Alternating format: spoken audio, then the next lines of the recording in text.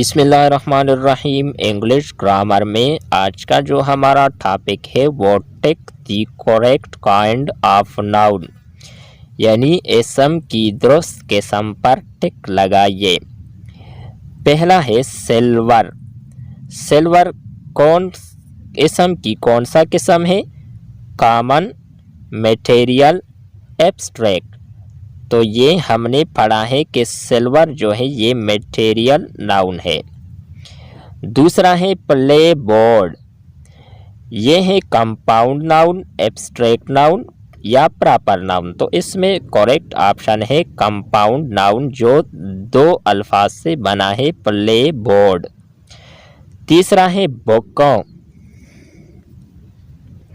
तो बुक इसम की कौन सी किस्म है?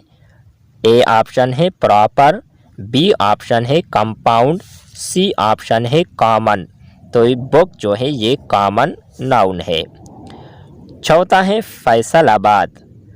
ऑप्शन है common noun, B option proper noun, C option material noun. तो फैसलाबाद जो है ये प्रॉपर नाउन है। पांचवा है कंपनी। ए ऑप्शन है कॉमन नाउन, बी ऑप्शन है प्रॉपर नाउन, सी ऑप्शन है कलेक्टिव नाउन। तो कंपनी जो है ये है कॉमन नाउन। छठा एमसीक्यूज है हेल्थ, यानी सेहत।